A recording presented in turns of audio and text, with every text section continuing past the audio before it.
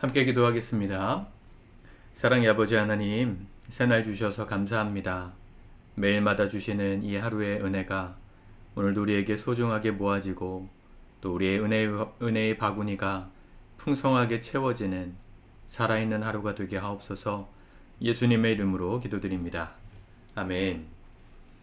우리 찬송가 550장 찬양하시겠습니다.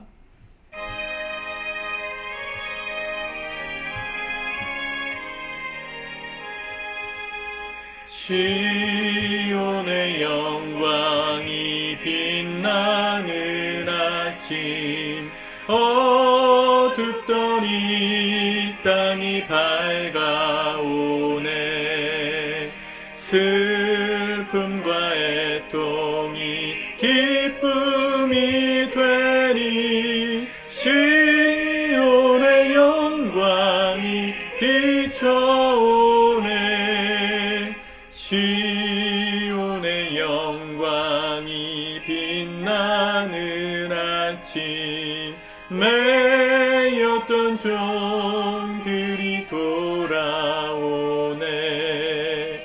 오래전 선지자 꿈꾸던 복을 만민이 다 같이 누리겠네.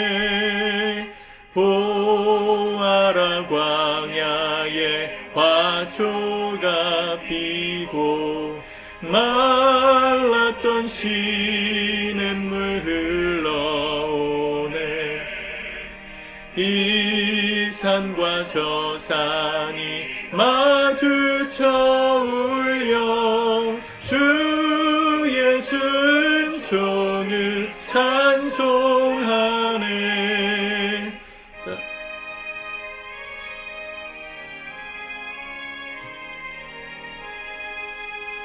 땅들아, 바다야, 많은 섬들아, 찬양을 주님께 드리어라.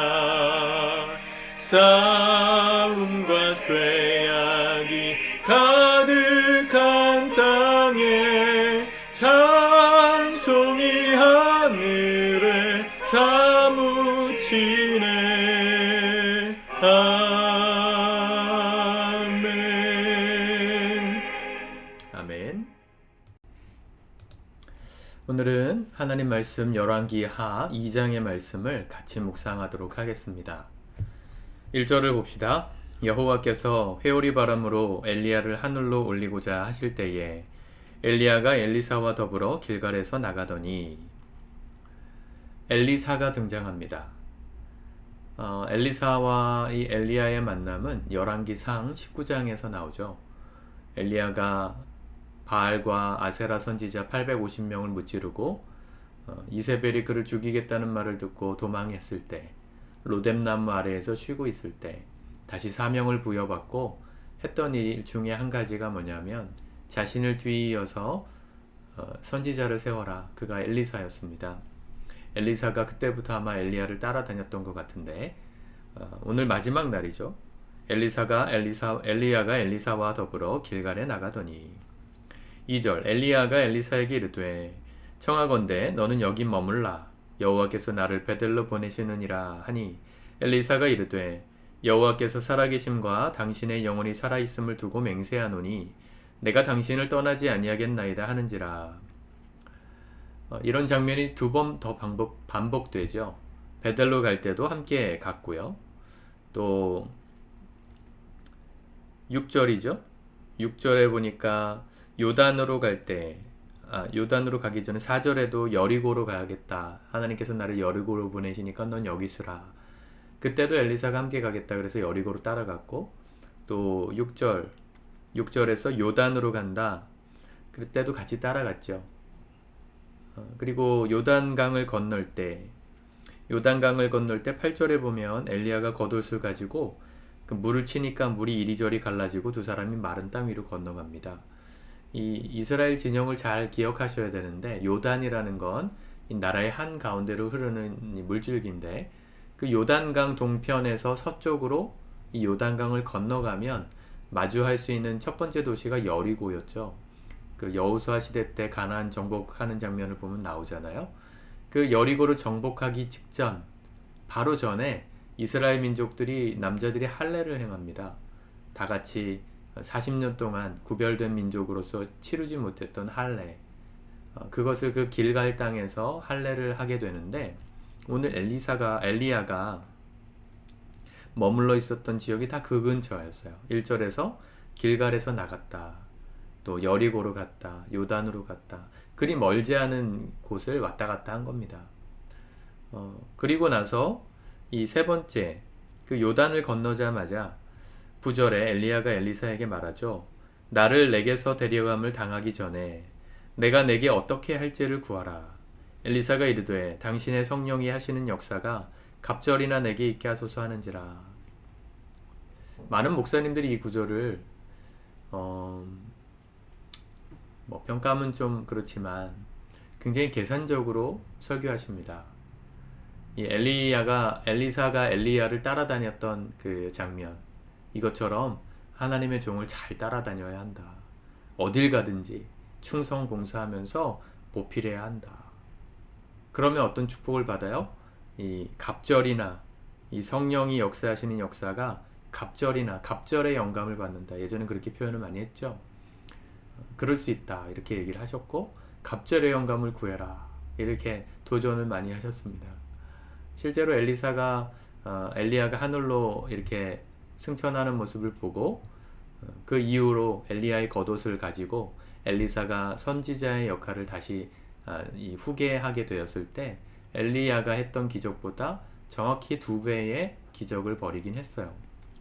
그래서 갑절의 영감을 받은 것이다. 봐라, 우리도 이렇게 살아야 된다, 이렇게 가르치십니다. 저도 기도 정말 많이 했던 것 같아요. 갑절의 영감을 달라고. 엘리사가 엘리야를 따라다녔던 이유가 갑절의 영감을 받기 위해서였을까요? 저는 그거 아니었다고 봅니다. 또 엘리야를 따라다녔던 이유가 엘리사가 엘리야를 뒤잇는 영감 있는 선지자가 되기 위함 때문이었을까요? 그것도 아니라고 봅니다. 이미 하나님의 엘리사를 엘리야의 후견인으로서 세우라고 말씀하셨고요. 이미 엘리사가 후견인이 될 걸 선지자의 생도들도 다 알고 있었습니다. 근데 굳이 그 자리를 탐았겠어요. 또 엘리야보다 뭐하러 2배 이상의 기적을 벌여서 대단한 사람이 되고자 하는 야망이 있어서 이렇게 엘리사가 했을까요? 그런 야망으로 엘리야를 따라다녔다면 그건 엘리야를 이용한 거죠. 하나님은 그렇게 하나님의 은혜를 이용하는 사람을 축복하지 않으십니다. 엘리야가 승천했을 때 엘리사의 모습을 보세요. 11절 12절 두 사람이 길을 가면 말하더니 불수레와 불말들이 두 사람을 갈라놓고 엘리야가 회오리 바람으로 하늘로 올라가더라. 엘리사가 보고 소리 지르되 내 아버지여 내 아버지여 이스라엘 병거와 그 마병이여 하더니 다시 보이지 아니하는지라. 이에 엘리사가 자기의 옷을 잡아 둘로 찢고 슬펐던 거예요. 근데 소리를 질렀다, 이게 원어 성경에서는 울었다고 돼 있어. 울부짖었다. 엘리사가 뭐하러 울부짖습니까? 자기가 엘리야보다 2배 이상의 영감을 받는 더 큰 선지자가 되는 게 목표였다면 엘리야가 하늘로 올라갔을 때 그냥 좋아했어야죠. 그거 아니에요. 어떤 목사님들은 또 엘리야가 하늘로 올라가는 거를 보면 내게 그 영감이 임하리라 이래가지고 주의 종 옆에서 졸지 말고 그 모든 일을 다 보면 영감이 갑절로 임한다, 이렇게 가르치기도 했거든요. 여러분, 그게 진짜 사실이어도 그걸 목표로 삼고 신앙생활을 하는 것은요, 아주 잘못된 겁니다. 엘리사는 그걸 목표로 삼은 적이 없어요. 근데 왜 엘리야가 내게 구하라 했을 때 갑절의 영감을 달라 했을까요? 두려웠기 때문이에요. 엘리야 같은 좋은 멘토, 스승 선지자 밑에서 배울 때 그게 너무 좋았고, 그런 스승이 있다는 거에 너무 감사하고 안정감을 누렸는데, 엘리야가 하나님께서 이제 데려가신다고 선지자 생도들 사이에서도 소문이 날 정도였으면 이건 기정사실처럼 여겨지던 그 순간 엘리사는 두려웠던 거예요. 과연 내가 저 큰 엘리야 선지자보다 더 나은 선지자가 될 수 있을까? 아니, 더 낚이는 고사하고 엘리야만큼의 역할을 할 수 있을까? 두려웠겠죠. 모세의 뒤를 이었던 여호수아가 두려웠던 것처럼. 그래서 하나님의 영감을 구한 겁니다. 내게 하나님께서 함께 하시는 도움이 2배 이상 필요합니다. 이 고백을 한 거지. 엘리야보다 2배 더 큰 사람 되고 싶습니다. 이렇게 고백한 게 아니라고 저는 생각해요. 두려웠기 때문에 엘리야가 하늘로 승천했을 때 그는 울부짖었던 거예요. 놀라운 건 뭡니까? 하나님은 하나님의 일을 하신다는 것이죠. 우리는 두렵고 우리는 불안할지라도 하나님이 택한 사람들을 통하여 하나님은 하나님의 일을 하십니다. 여러분, 우리의 믿음이 작고 연약하고 보잘것없어도 주님께서 우리를 사용하시고자 하시는 계획이 있다면 우리의 어떠함과 상관없이 주님은 하나님의 일을 이루십니다. 믿으시길 바라요. 여러분들은 여러분들이 생각한 것보다 더 큰 사람일지도 몰라요. 요즘 그 유튜브에 도깨비 드라마 그 전편이 스트리밍으로 나오고 있던데, 제가 그거 나올 당시에 아마 본편을 매주 이렇게 봤던 기억이 나거든요. 거기에 나오는 대사 중에 하나잖아요. 나는 내가 생각하는 것보다 내가 좀 더 큰 사람일지도 몰라.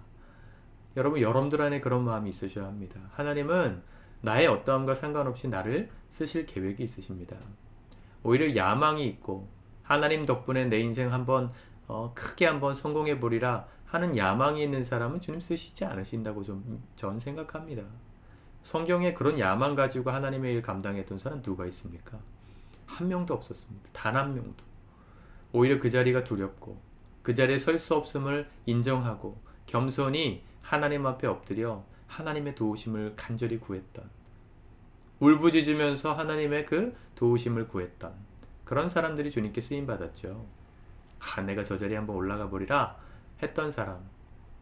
신약시대 때 그 마술사 시몬이라는 사람 기억하세요? 사도행전에 보면 바울과 실라가 주님의 이름으로 놀라운 기적을 일으키니까 이 마술사였던 점쟁이였던 시몬이 그 하나님을 믿는 척 하면서 바울에게 돈을 주면서 거래하죠. 내가 큰 돈을 줄 테니까 나에게도 성령을 받게 해서 그런 능력을 행하게 해달라.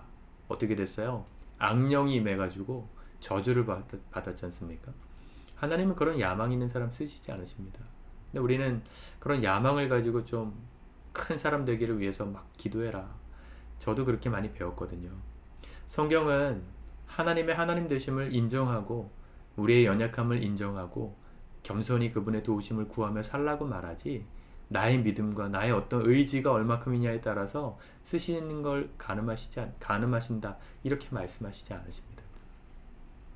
여러분, 말씀을 읽을 때 항상 그렇게 읽으셔야 합니다. 하나님의 마음은 어딨나? 나의 위치는 어딨나? 또 내가 붙들어야 되는 나의 지금 기도의 제목은 무엇인가?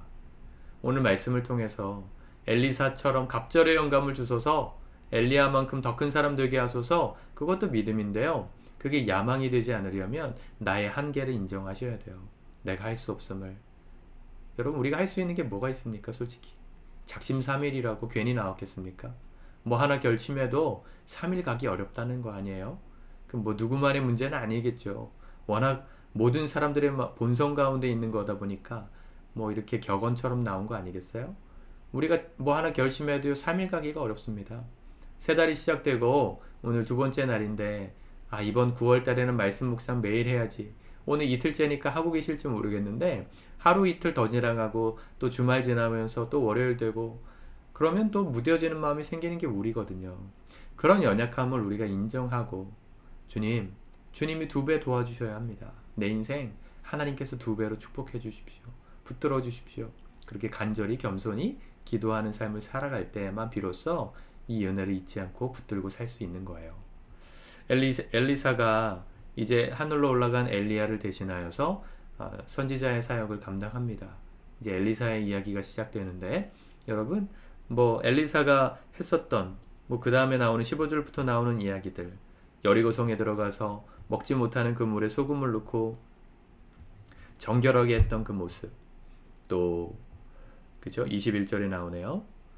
또 23절에 보면 베델로 가다가 작은 아이들이, 엘리사가 대머리였나봐요. 그래서 대머리여 막 이렇게 놀렸더니 수풀에서 곰이 둘이 나와서 아이들을 42명 죽였다.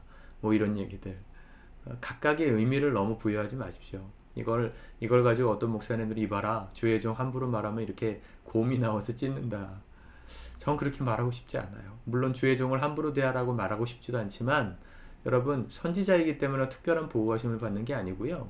하나님께서 세우신 사람에 대한 존중, 또 그를 통해 하나님이 하시고자 하시는 어떤 영적인 질서의 회복, 이거를 말하고 있는 것입니다. 오늘 엘리사의 시대가 이제 시작되는데 그 시작은 겸손이었다는 거예요. 야망이 아니라 겸손이었다. 하나님, 엘리야보다 나를 2배 더 도와주십시오. 엘리야에게 함께 하셨던 것보다 나에게 2배 더 용기를 주십시오. 그런 기도가 엘리사의 기도였음을 기억하고 오늘 우리가 그렇게 겸손하게 또 한 번 하나님의 은혜를 붙들기를 결단하는 오늘 이 아침이 되실 수 있기를 우리 주님의 이름으로 축복합니다. 기도하겠습니다. 하나님, 오늘도 말씀하시니 감사합니다. 엘리사가 하늘로 올라가는 엘리야를 보며 울부짖었던 그 두려운 마음이 우리에게도 있습니다. 주님께서 도와주시지 않으시면 이 하루도 우리가 승리할 수 없음을 고백합니다. 오늘도 풍성한 은혜로 채워주시고 어떠한 상황 속에서도 요동하지 않는 넉넉하고 평안한 마음을 주시며 하나님, 모든 것을 선하게 바꾸시고 먹을 수 없는 물도 단물로 바꾸실 수 있는 주의 능력이 오늘 우리의 삶 속에 풍성하게 부어질 수 있도록 주님, 오늘 우리의 삶에 2배로 더 함께해 주옵소서. 예수님의 이름으로 기도드립니다. 아멘.